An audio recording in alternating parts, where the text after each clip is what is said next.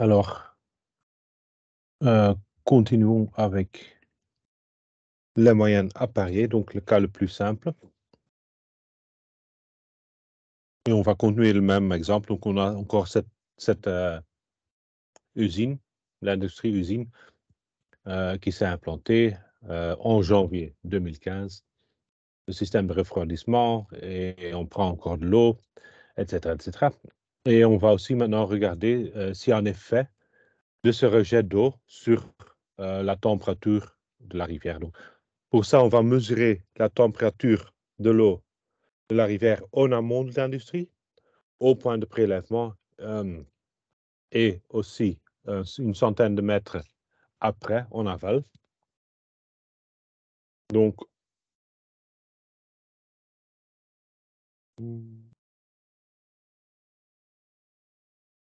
on a une situation pareille. On a la rivière, on a implanté l'usine quelque part, et on va prendre le prélèvement des mesures. Là, si l'eau coule dans cette direction-là, on prend les mesures là et troisièmement là. Donc, en aval, quelque part où il enlève l'eau, et une centaine de mètres après. Pour faire de sorte qu'on évite toute influence de l'environnement ou des bords, on prend les mesures au centre de la rivière. Donc,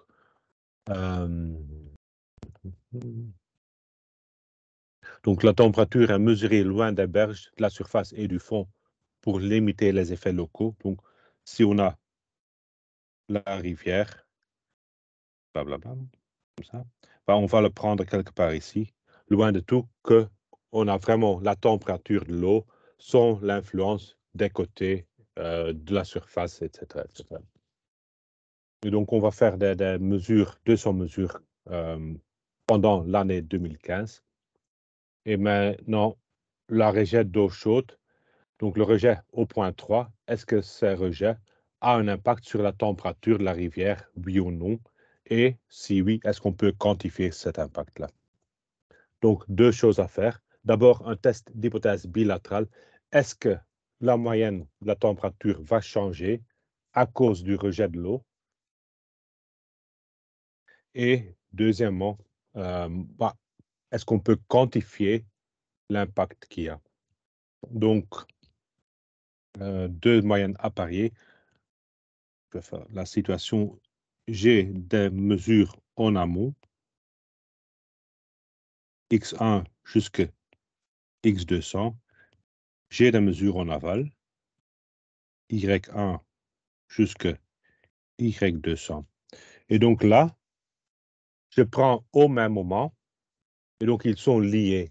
X1 correspond à Y1, la température en amont, la température en aval. X1 correspond à Y2, etc., etc. Donc on a des échantillons liés par le moment où la température est mesurée.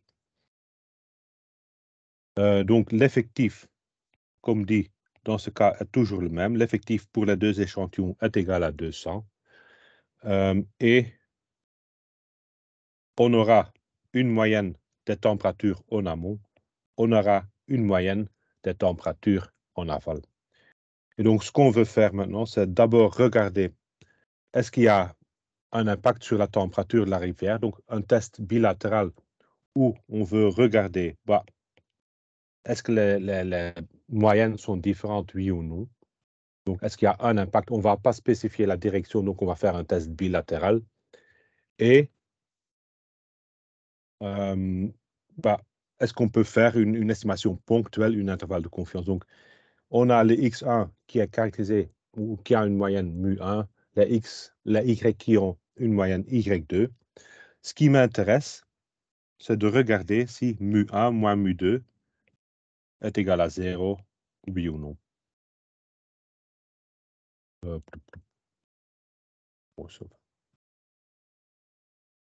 Et donc, pour ça, je vais définir, comme dit, la différence. Différence DI qui est XI moins YI pour le i de 1 jusqu'à 200. Une nouvelle, une nouvelle variable qui a aussi une taille où j'ai aussi 200 observations pour cette variable-là, mais je me retrouve dans la situation univariée. Et donc, à cette nouvelle variable, on a la moyenne des différences. La moyenne des différences qui, dans ce cas-ci, sera égale à la moyenne mu1 moins la moyenne mu2. Et donc là, le test d'hypothèse, je peux aussi regarder, est-ce que la moyenne des différences est égale à 0, oui ou non.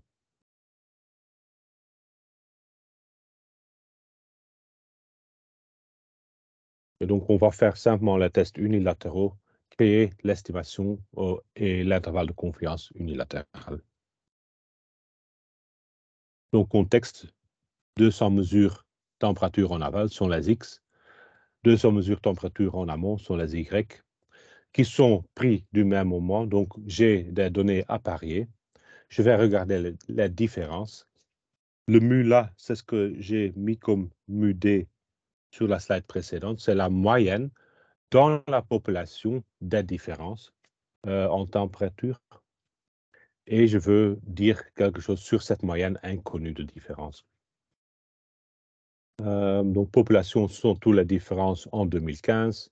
J'ai un échantillon de taille 200 et je fixe de nouveau le niveau de confiance comme presque toujours à 95%.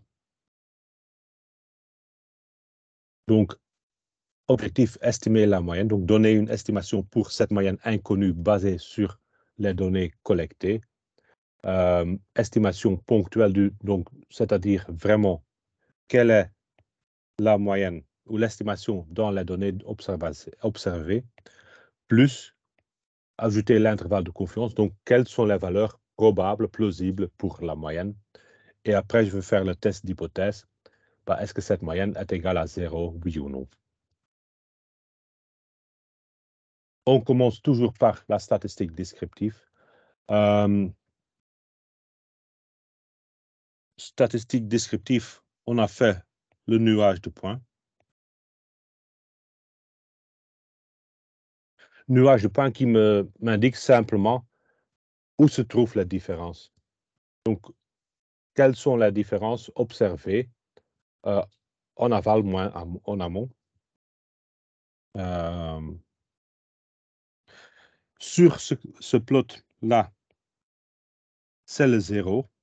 Donc, c'est la moyenne qu'on aimerait avoir. Donc, s'il n'y a pas d'effet, la différence serait 0. Et en rouge, cette ligne-là, c'est la différence moyenne observée. Et donc, on le remarque aussi dans le nuage de points. La plupart, presque tous les points se trouvent au-dessus de la ligne bleue.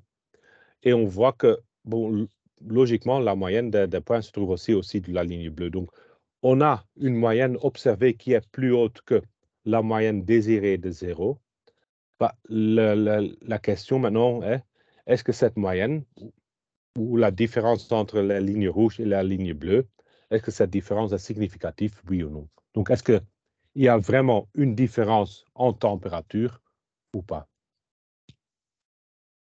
Mais donc, le nuage de points là, il semble indiquer qu'il y a une différence, qu'il y a quand même une différence en température en aval et en amont.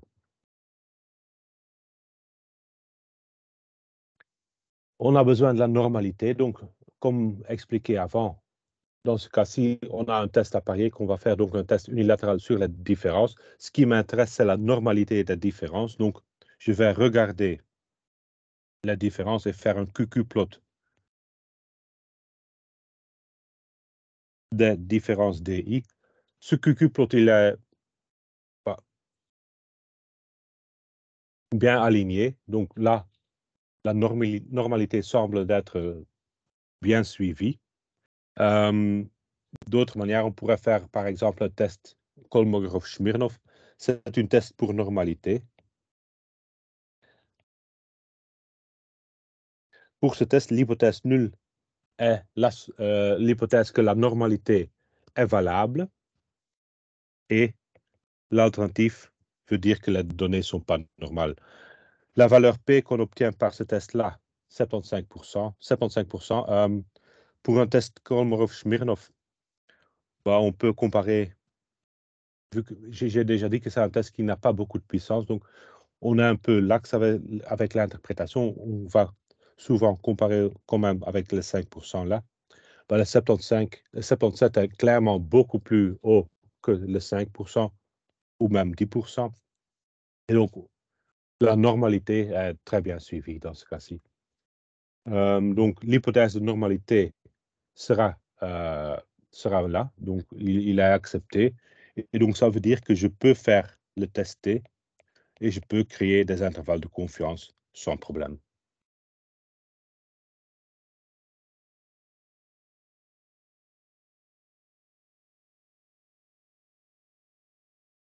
Statistique descriptive résumée, donc en chiffres, bah, je peux calculer les différentes valeurs, donc la moyenne des différences.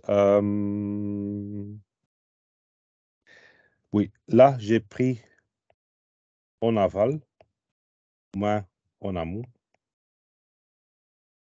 Donc, c'est le y.x. Finalement, ça ne changera pas beaucoup. On va regarder dans l'autre sens, mais vu que c'est un test bilatéral, les résultats sont les mêmes. Donc, si je fais y moins x ou x moins y, pour un test bilatéral, il n'y a rien qui change. Donc, la moyenne, c'est 2,16 degrés Celsius. Donc, en moyenne, je vois que les températures en aval sont 2,16 degrés plus hautes que les températures en amont. Et donc, il y a effectivement une différence de 2 degrés en moyenne. Bah, la question reste, est-ce que cette différence est significative, oui ou non? Et je vois que l'écart type est 1,9. Donc, il est aussi relativement large, l'écart type de la variance. Donc, il y a beaucoup de dispersion. Erreur standard de la moyenne, ça c'est l'écart type divisé par la racine de n. Donc, ce qu'on va utiliser pour calculer la statistique du test. Et dans ce cas-ci, on a déjà dans l'output l'intervalle de confiance, la limite supérieure et inférieure ou l'intervalle de confiance qui court de 1,98 jusqu'à 2,42. Mais on va revenir sur ça plus tard.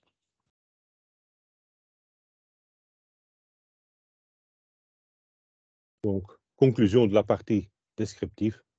On a un échantillon de taille 200.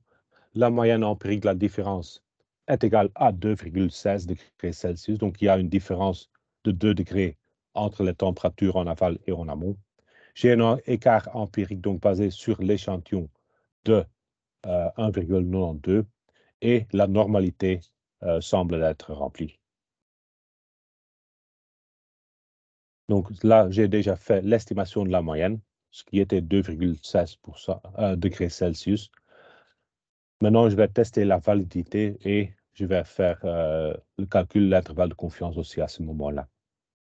Donc, on a les données, les différences qui suivent la loi normale avec une moyenne inconnue et une variance inconnue. Donc là, la variance est inconnue, donc j'ai besoin d'un test T, pas d'un test T. Donc je vais, sous l'hypothèse nulle, la statistique va suivre la loi de Student. C'est ce que je vais faire. Je voudrais savoir s'il y a une différence entre les deux. Donc, est-ce que la différence est égale à 0 ou est-ce que c'est différent de 0?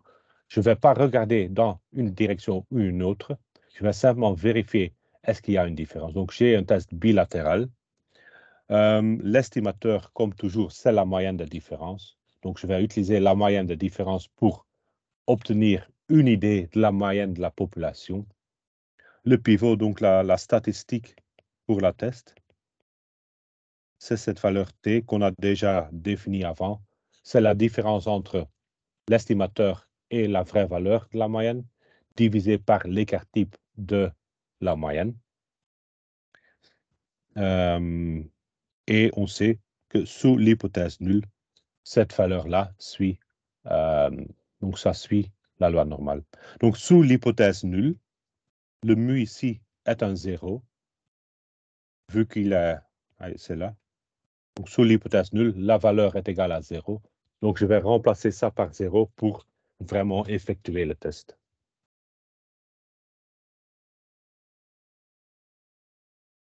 Règle d'addition, comme toujours. Je vérifie ou je compare P avec alpha. Est-ce que j'ai oublié? Tac, tac, tac, tac. Non, non, non. Et donc là, je peux refaire le petit dessin. Donc là, j'ai cette distribution Tn-1 autour de 0. Donc une distribution symétrique. J'utilise les quantiles. C'est un test bilatéral, donc je veux avoir alpha divisé par 2, qui se trouve à droite, qui est trop extrême, des valeurs trop extrêmes. Alpha divisé par 2 à gauche. Et 1 moins alpha au centre. Donc 1 moins alpha, dans notre cas, je regarde 95% au centre qui sont des valeurs plausibles. Et alpha, c'est alpha divisé par 2 de chaque côté. Donc alpha % des valeurs implausibles. Et donc là, je vais prendre ou je vais calculer la valeur t. Je ne sais pas où il se trouve. Donc disons qu'il se trouve là. La valeur t, c'est la réalisation de la statistique basée sur l'échantillon. Est-ce qu'il se trouve dans la partie verte? À ce moment-là, je décide pour l'hypothèse nulle. Est-ce qu'il se trouve dans une des parties rouges? Je décide pour l'alternative. Donc là, je peux de nouveau comparer les quantiles. Donc là, j'ai les quantiles, comme j'ai expliqué avant. Et je compare T avec les quantiles. Est-ce qu'il se trouve dans la partie verte? Je ne rejette pas. Est-ce qu'il se trouve à l'extérieur, dans la partie rouge? Je vais rejeter l'hypothèse nulle. De même manière, je peux travailler avec la valeur P. Donc la valeur P,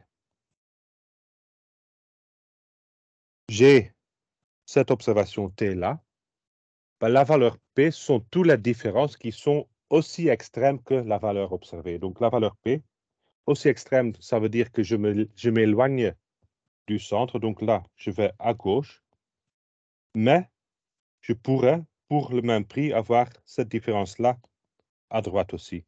Donc là, ce qui m'intéresse, c'est cette valeur en orange des deux côtés. Vu que ce truc est symétrique, je vais simplement prendre 2 fois cette valeur extrême. Et donc là, je vais calculer, dans notre cas, vu que t se trouve à gauche, la probabilité que la statistique est plus petite que t, et je multiplie par 2. De nouveau, ces calculs-là, ils seront faits par le logiciel. Je vous explique pourquoi on raisonne de cette manière-là. Donc là, ou on peut aussi le dire que la valeur absolue est plus large que la valeur absolue. Donc ça revient aux mêmes choses.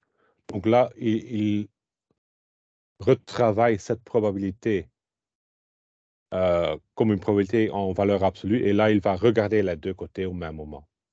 Donc, en réalité, on utilise souvent, ou on calcule la valeur orange de côté de l'observation T, donc tout ce qui se trouve dans ce cas-ci à gauche, et je multiplie par 2. Mais nouveau, si P est plus large que alpha, je ne vais pas rejeter. Si P est plus petite que alpha, je vais rejeter.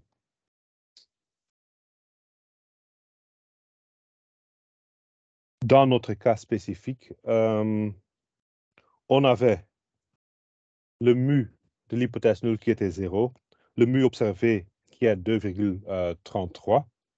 Et donc là, on va calculer la valeur t qui était, dans ce cas, 2,23 moins 0 divisé par s sur racine de n que je ne connais pas exactement. Et ça donnera une valeur de 15,90.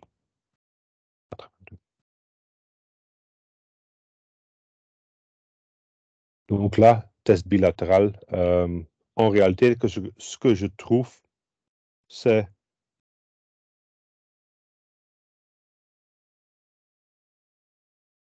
si je le fais là,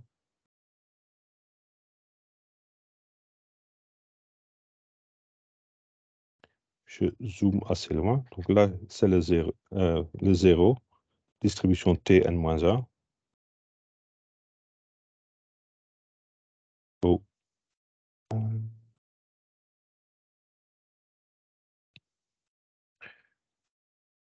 N-1.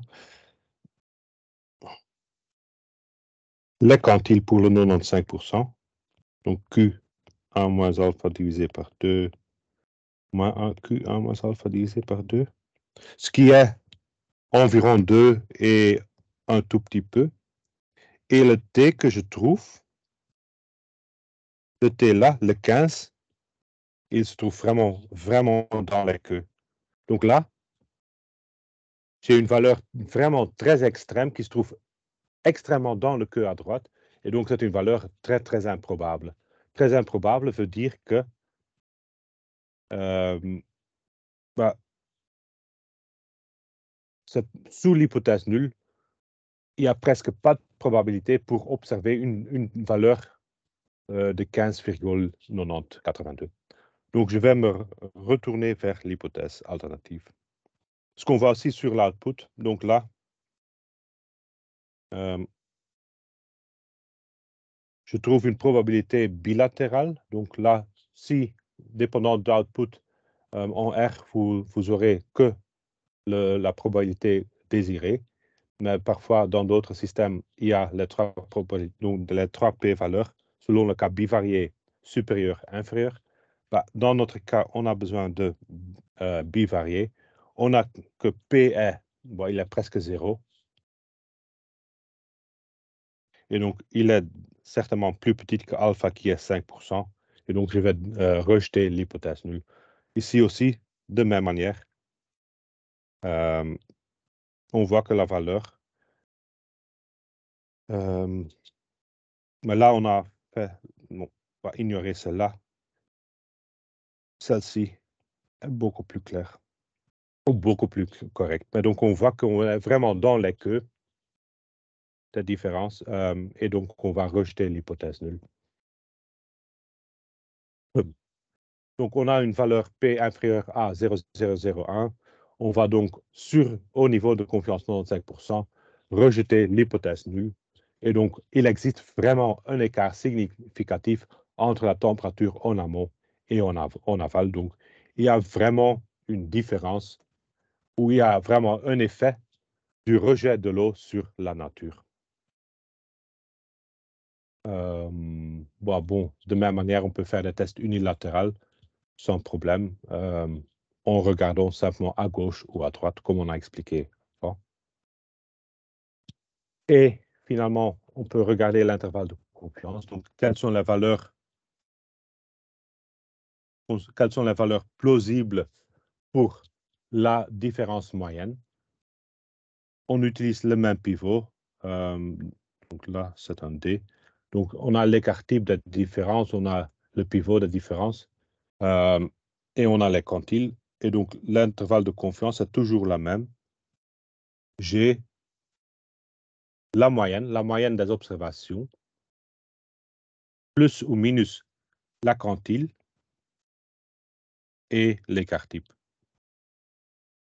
Donc, de nouveau, pour un intervalle de confiance, je cherche des bornes inférieures lower L et supérieures upper, telles que la moyenne se trouve entre la borne avec une certaine probabilité, ou dans notre cas, qui sera 95%. Bah, je sais, et donc l'idée là est d'utiliser la probabilité, et j'utilise la quantile. Donc la quantile T n-1 alpha divisé par 2.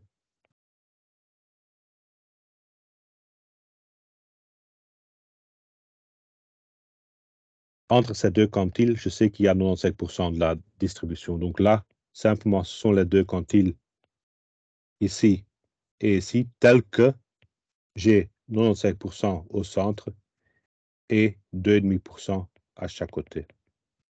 C'est simplement ce qu'on a déjà utilisé pour faire le test aussi. Après, je sais par la symétrie que cette quantile inférieure, c'est la négative du quantile supérieur.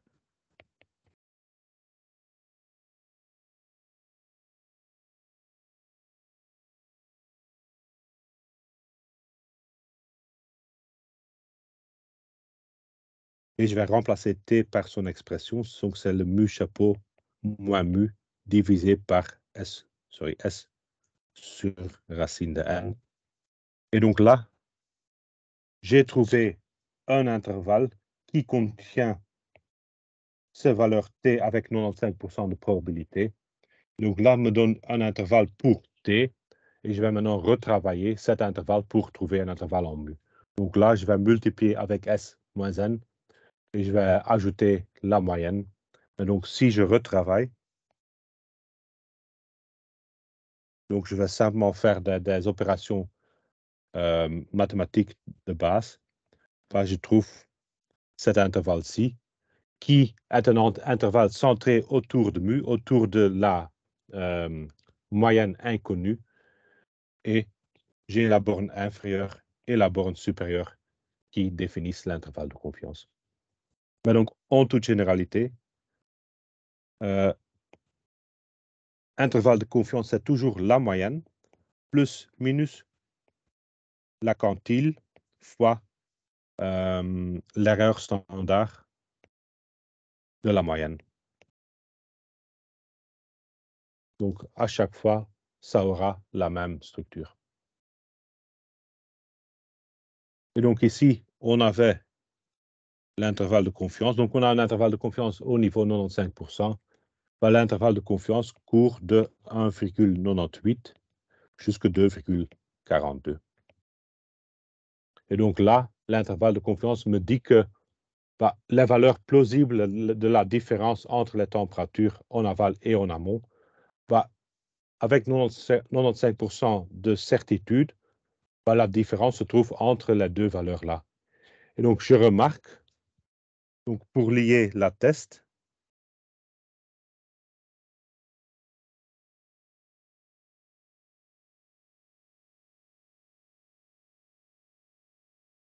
je peux regarder, est-ce que c'est pour une test bilatérale, donc c'est que pour la test bilatérale que c'est assez clair, aussi clair. Je peux regarder, est-ce que le mu nul, le mu 0 pour laquelle je teste, est-ce qu'il se trouve dans l'intervalle de confiance? Donc, dans notre cas, est-ce que 0 se trouve dans cet intervalle de confiance? Et je vois que 0 ne se trouve pas dans l'intervalle de confiance. Et donc là, ça correspond à dire que, bon, le test va être rejeté. Je me retourne vers l'hypothèse nulle. Aussi expliquer plus en détail dans les vidéos comment ça marche. Mais donc, il y a un lien entre l'intervalle de confiance et le test. Si la valeur pour laquelle on teste ne se trouve pas dans l'intervalle de confiance, alors on prend l'alternative, l'hypothèse alternative. S'il se trouve dedans, on prend l'hypothèse nulle.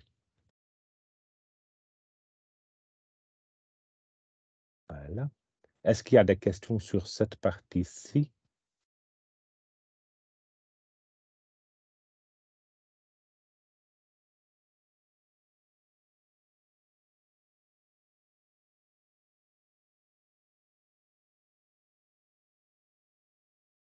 Sinon, on va continuer pour rester le plus dans le temps possible. Donc, on va comparer des moyennes indépendantes. L'idée est la même, mais on ne va pas travailler sur la différence. Donc, je reprends cette usine-là qui s'est implantée, tout reste le même. Et maintenant, je vais regarder 2 années différentes. Je regarde en 2014 et en 2015. En 2014, j'ai pris des mesures de température de l'eau, centaines de mètres en aval du futur point du rejet d'eau échauffée. Et en 2015, j'ai pris de nouvelles mesures, n égale à 100, 2 fois, au même endroit, mais dans l'autre année. Donc, j'ai des mesures de température en 2014, j'ai des mesures de température en 2015, et ça me permet de vérifier si, est-ce que implanter l'usine, est-ce que ça avait un impact sur la température moyenne de la rivière? Donc là, la question se pose, quel est l'impact de mettre l'usine là sur la température? On a maintenant des valeurs indépendantes, donc on a des mesures XI jusqu'à XN de 2014 et d'autres Y1 jusqu'à YM en 2015. Donc, il n'y a pas vraiment un lien 1 vers 1. Donc, on a 2 échantillons indépendants. Et donc, on doit modifier nos tests un peu pour tenir compte que c'est indépendant. On ne peut pas travailler avec les différences. Donc, dans notre cas, N est égal à 100, M est aussi égal à 100. En toute généralité, ce n'est pas nécessaire. Donc, je peux avoir des échantillons de taille différente. Et donc, la question, est-ce que le rejet d'eau chaude a-t-il un impact sur la température de la rivière? Donc, je vais regarder. Donc là, de nouveau, j'ai une moyenne des XI, j'ai une autre moyenne des YI. Est-ce que ces moyennes, ils sont les mêmes ou non? Donc, est-ce qu'il y a un effet? S'il y a un effet, alors les moyennes sont, ou si les moyennes ne sont pas les mêmes, alors il y a un effet. Et après, est-ce qu'on peut quantifier cet effet, cet impact? Donc, est-ce qu'on peut faire une estimation ponctuelle et un intervalle de confiance? Donc, de nouveau, on pourrait dire, est-ce que mu1 moins mu2 est égal à 0 ou pas? Mais la différence, on ne peut pas le calculer comme la moyenne de différence, car ça n'a pas de sens de faire la différence entre les x et les y, vu qu'ils ne sont pas liés. Et donc là, maintenant, on a 2 échantillons et on doit vérifier la normalité de chaque échantillon. Situation qui est à peu près le même qu'avant. Le premier échantillon sans mesure qu'on a pris en 2014. Deuxième échantillon, on a pris sans mesure en 2015. Et je veux vérifier est-ce qu'il y a une différence entre les deux, oui ou non. Donc, des données indépendantes, ils ne sont pas liés un à un. Je ne peux pas faire un accord entre la mesure de 2014 et la mesure de 2015. Et donc, j'ai aussi 2 populations. Population 1 qui est liée au premier échantillon ou vice-versa sont les températures en 2014. Population sont toutes les températures en 2015 qui est liée au deuxième échantillon. Donc, comme dit, j'ai la variable x qui est la température en 2014 avec sa moyenne. J'ai une variable y en 2015 qui est ou qui a une autre moyenne mu y, et je suis intéressé dans la différence des moyennes.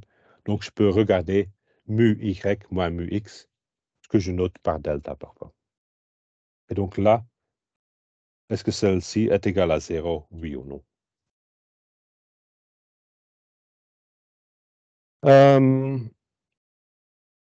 Pour faire ce test, donc on va faire de nouveau un test sur la moyenne. Dans le cas univarié, on avait besoin de la normalité de l'échantillon. Et donc, on a aussi besoin ici de la normalité de l'échantillon, mais on a besoin de normalité du premier et du second échantillon. Donc, on doit vérifier la normalité des données X et la normalité des données Y séparément. Si X est normal, Y est normal, alors aussi mu X, mu Y sont normales et la différence sera aussi normale. Donc, si on a des valeurs ou des variables normales, la moyenne est aussi normalement distribuée et une différence de 2 variables normales reste une variable normale. Donc là, ça va me garantir que la différence que je vais regarder suit la loi normale et donc je peux faire de nouveau un test T. On va mettre une troisième condition, c'est la homocédasticité. Et donc, on va supposer que les variances sont les mêmes. Les variances entre les deux sont les mêmes, qu'on peut vérifier avec un certain test.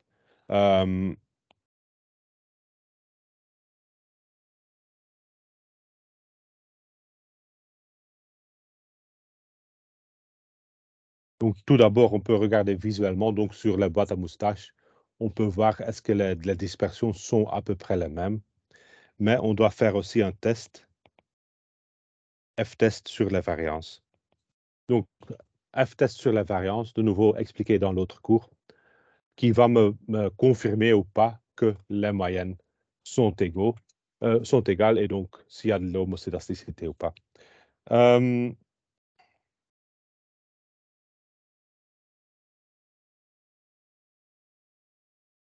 La troisième point, c'est un point qu'on ajoute pour le cours-ci, mais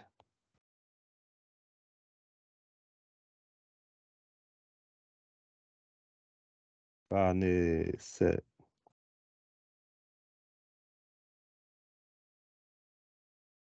pas vraiment nécessaire. Donc, il existe un test aussi si les deux sont différentes, mais on ne va pas le faire. Donc, on ne va pas le décrire ou discuter ici. Mais là, il y a aussi une variante d'un test T dans ce cas-ci, mais la difficulté un peu sont les degrés de liberté qui ne sont pas vraiment jolis et qui compliquent la vie. Donc, dans notre cas, dans le cours, on reste dans le cas en homocédasticité. En pratique, bah, le T-test avec ou sans homocédasticité en R se fait de même manière et vous devriez spécifier simplement si la variance est la même ou pas. Donc, en pratique, en R, bah, la commande est presque la même.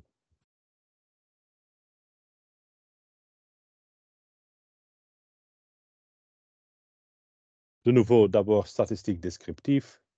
Donc, j'ai les valeurs 2014-2015. J'ai les deux moyennes et je vois quand même qu'il y a une différence de 4 degrés et demi. 4 degrés et demi sur un total de température de 20 degrés à peu près. C'est assez large. Et donc, probablement, il y a quand même un effet de l'usine. Il y a une diminution de la température moyenne. On a les écarts types. Sorry.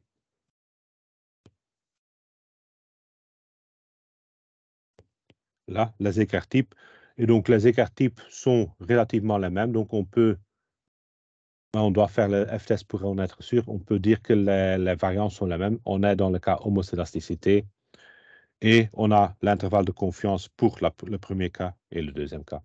Donc, ce qui est important pour le moment sont les moyennes, c'est l'écart type et le fait que l'écart type indique que l'homocédasticité semble être en ordre.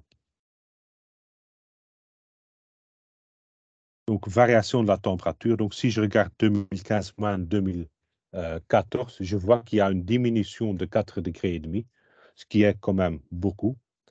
La variance est similaire et on a aussi dit que, bon, la distribution normale, ça semble être en ordre.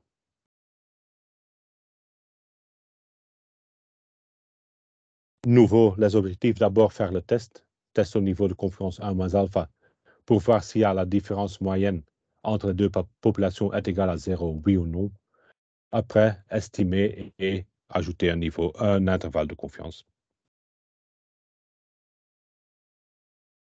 Donc, le modèle, on a le premier échantillon avec les X. La suit la loi normale avec moyenne mu X et une variance. Mu et sigma sont inconnus. Deuxième échantillon suit la loi normale avec sa propre moyenne et une variance qu'on va supposer qui est égale. Donc, sigma carré X et sigma carré Y sont les mêmes. Vu qu'on a testé, on doit tester pour l'homocédasticité.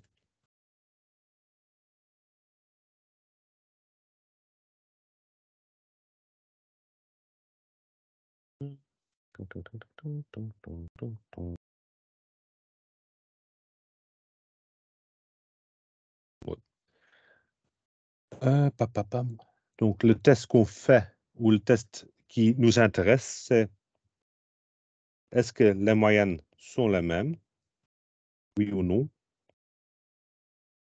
Donc, je vais regarder un test bilatéral. Alternatif, les deux sont différentes. L'hypothèse nulle, les deux ne diffèrent pas. Ça revient aux mêmes choses que dire est-ce que la différence mu y moins mu x est égale à 0 ou est-ce que cette différence est différente de 0? Et donc là, j'aurai un test sur une différence de moyenne. Ça va être de nouveau un test T.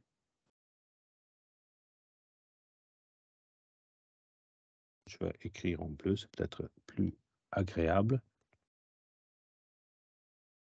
Tester.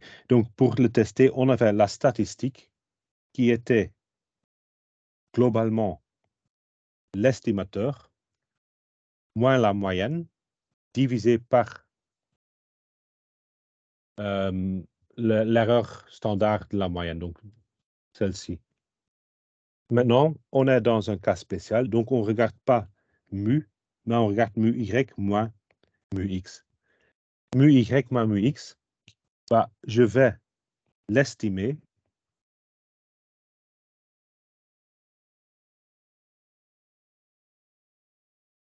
par les estimateurs logiques, donc par mu chapeau x moins mu chapeau y. Donc, là, la valeur t, la statistique, sera mu chapeau y moins mu chapeau x moins mu y moins mu x. Donc, la valeur ou la différence des moyennes dans la population qui est inconnue, divisé par cette valeur S divisée par la racine de N. Et là, on peut aussi le calculer. Donc là, cette partie-là,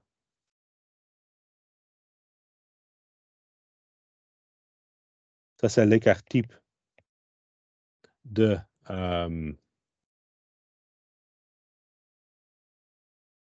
l'estimateur, donc de la différence des moyennes.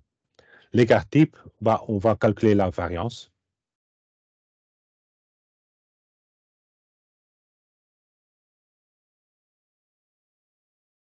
Donc, je vais noter, au lieu de mu chapeau, je vais noter les y bar. C'est plus facile pour la notation, mais c'est la même chose. Donc, la variance y bar moins x bar. Pour la variance, vu que les échantillons sont différents, la variance des deux, c'est la variance de y bar plus la variance de x bar. Ce sont les règles de calcul pour la variance. Et on sait pour y bar, la variance est s carré y divisé par n. Donc, dans notre cas, par 100, plus s carré x divisé par n. Non, je vais faire plus général d'abord et après je vais remplacer. Donc, si il y a m observations dans l'échantillon y, je divise par m. Et l'autre, il y a n observations dans l'échantillon pour x, je divise par n.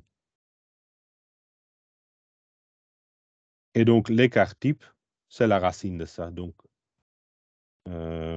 disons SD, l'écart type de y bar moins x bar, c'est la racine de la variance, donc la racine de s carré y divisé par m plus s carré x divisé par n. On peut calculer x carré, s carré x et s carré y, mais pourquoi on n'utiliserait pas l'information complète?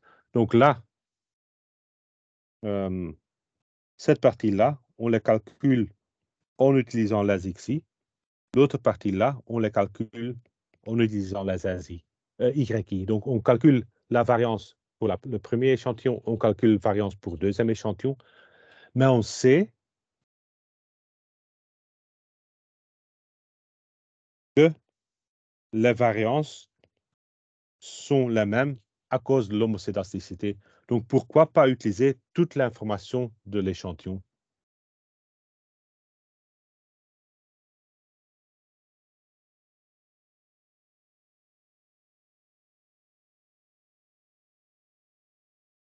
Donc, la variabilité dans les deux échantillons est la même. Donc, je pourrais mettre les deux échantillons ensemble, en créer un grand échantillon qui contient la valeur X et la valeur Y, et simplement calculer la dispersion dans cette union des deux échantillons.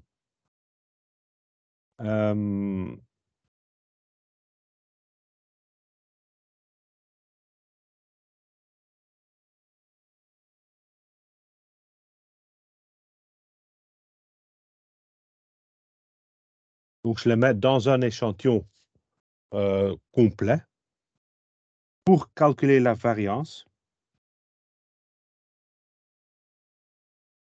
je regarde toujours la différence entre l'observation et sa moyenne au carré divisé par n, la somme, plus la somme des yi moins y bar au carré. Et je divise normalement, j'ai dans un cas univarié, j'ai xi moins x bar au carré divisé par n moins 1. N moins 1, car j'ai fait une estimation, j'ai déjà estimé cette paramètre x bar. Et ici, la taille totale de l'échantillon est n plus m, mais je ne vais pas soustraire 1, je vais soustraire 2. Je vais soustraire 2 car j'ai fait déjà deux estimations x bar, y bar. Mais donc la variance, je peux le calculer de cette manière-ci. N plus la somme des xi moins x bar au carré, plus la somme des yi moins y bar au carré divisé par n plus m moins 2. Maintenant, je n'ai pas envie de refaire tous les calculs que j'ai déjà fait, ou je veux quand même réutiliser les calculs que j'ai déjà fait. Et donc, je vais faire un petit astuce. Je multiplie chaque partie avec 1, n moins 1 divisé par n moins 1 est égal à 1. Et je vois maintenant que je retrouve n moins 1 fois la variance de x, plus n moins 1 fois la variance de y, divisé par n plus m moins 2. Et donc là, je peux simplement ou facilement trouver la variance basée sur la population totale en utilisant la variance en x et la variance en y sans refaire des calculs. Et là, c'est naturellement minus n moins 1. Donc là, c'est ce qu'on appelle la variance poolée. Donc j'ai mis tout dans le même pool. SP au carré, ce qui est n-1 SX au carré, que j'ai déjà calculé, plus n-1 fois SY au carré, divisé par n plus m moins 2. Et donc, je vais utiliser cette estimation-là de la variance au lieu de SX et SY séparément, vu que le SP carré, il sera plus précis, plus accurate comme estimation de la variance, vu que j'ai utilisé un échantillon qui est beaucoup plus large que les deux échantillons séparément.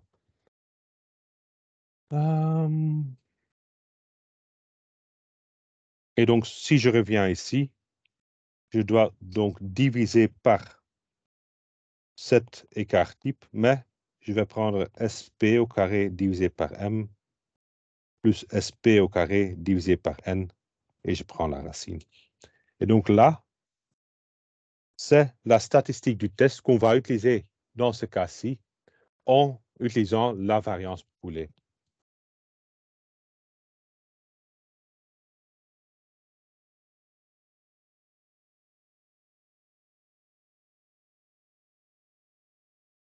Donc là, j'ai fait, sur le slide précédent, j'ai fait les calculs. Et donc, c'est ce qui est marqué ici.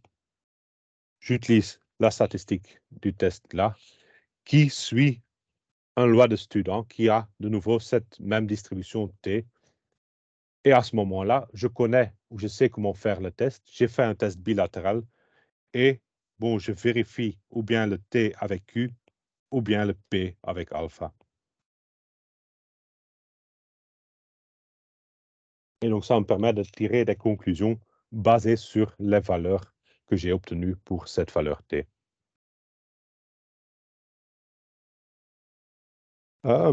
Si je fais ce test-ci pour notre exemple, on suppose qu'on est dans le cas d'homocydasticité.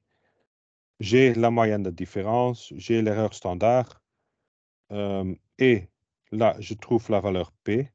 La valeur P pour ce test-là, si les différences sont égales ou pas, donc si la différence est égale à 0, bah, cette valeur est très petite. Et donc là, on va rejeter l'hypothèse nulle. Donc, il est très improbable de trouver une telle différence, une différence de 4,5 degrés, sans qu'il y ait un effet de l'usine. Donc là, ça m'indique que, bon, mettre l'usine à cette place-là, ça a eu vraiment un effet sur la température de la rivière. En bas, vous avez le même test, mais avec des variances inégales. Et vous voyez que, bon, les degrés de liberté, là, sont un peu plus différents. Mais le reste, c'est le même. Donc là, ça change la distribution T, mais le résultat est le même. Mais donc là, ce n'est pas vraiment utile ou intéressant pour vous. Ce qui est utile à savoir, si les ou non, vous pouvez simplement dire, bon, le test est le même, je spécifie si les hypothèses sont les mêmes ou pas, et je regarde la valeur P. Donc, la conclusion est la même. Ce qu'on a discuté, c'est la variance égale. Et là, bon, je veux aussi que vous compreniez le pourquoi. L'autre test, bah, si vous faites le test, donc vous spécifiez que les variances sont inégales. Ce qui se passe derrière, les calculations ne sont pas très ou sont pas du tout importantes pour vous. Mais le résultat, bon, vous pouvez toujours l'interpréter de la même manière. Vous comparez la valeur P avec alpha pour voir si vous rejetez ou pas. Et donc, ici, la p-valeur est inférieure à 5%. On va rejeter avec un niveau de confiance de 95% l'hypothèse nulle. Et donc, il y a vraiment un écart significatif entre les deux températures, les températures 2014 et 2015. Ça donne un aperçu, donc vous pouvez regarder, c'est la même chose qu'on a fait. On peut faire des tests unilatéraux sans faire avec les modifications normaux. Et de nouveau, on va maintenant construire l'intervalle de confidence qui est de nouveau le même. Donc, on a l'estimation delta chapeau, donc qui était mu y chapeau moins mu x chapeau. On a la quantile qui est définie par niveau de significance plus ou minus cette quantile-là. Et troisièmement, on a l'écart type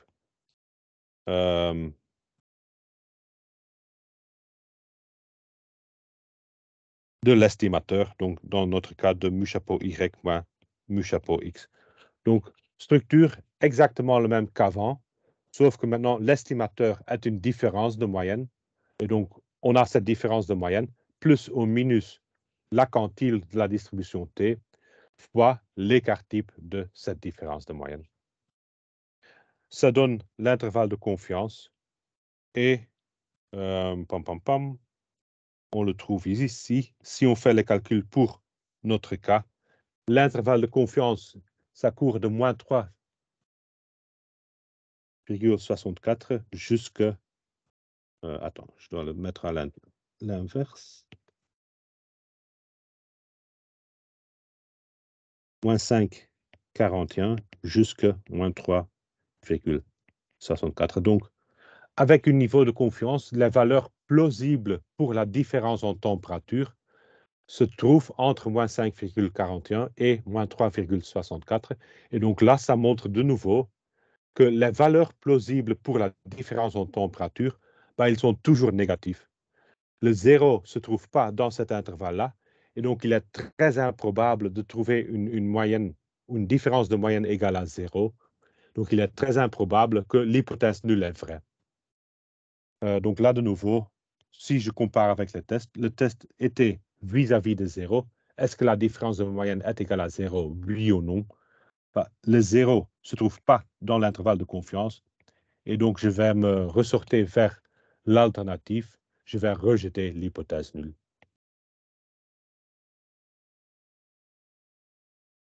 Donc, nous estimons que le réchauffement de la rivière est de moins 0,53 degrés Celsius. Donc, c'est l'estimation ponctuelle qu'on a dans notre échantillon.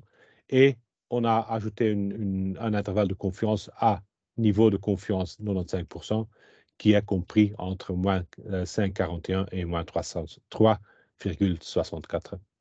Donc, le réchauffement indiqué est toujours négatif, ce qui indique que la température de la rivière, il était supérieur en 2014 qu'en 2015. Donc, la rivière a affroidi pendant cette année-ci, probablement à cause de l'usine.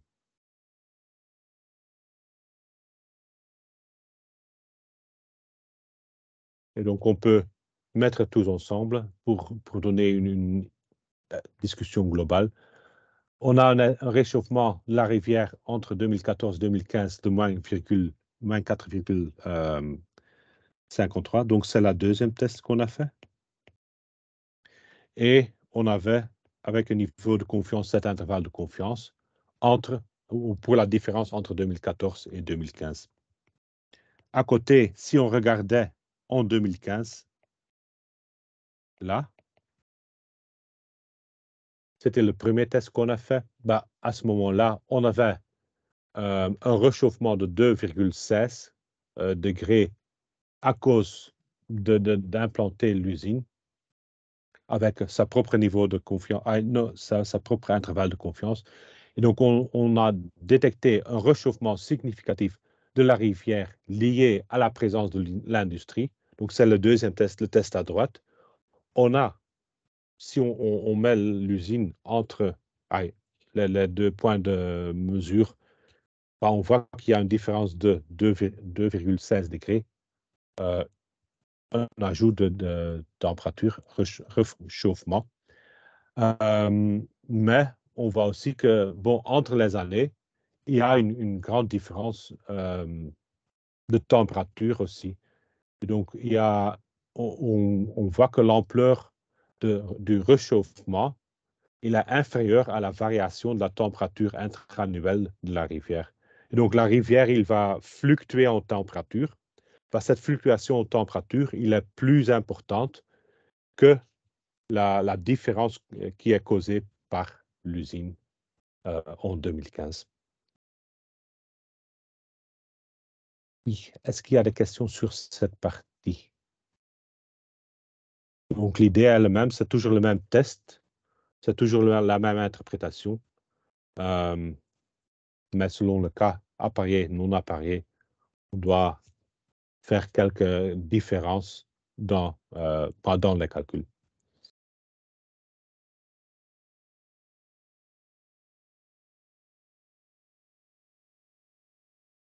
S'il n'y a pas, prenons quand même 5 minutes de pause, car je dois vraiment boire quelque chose et on se revoit dans 5 minutes.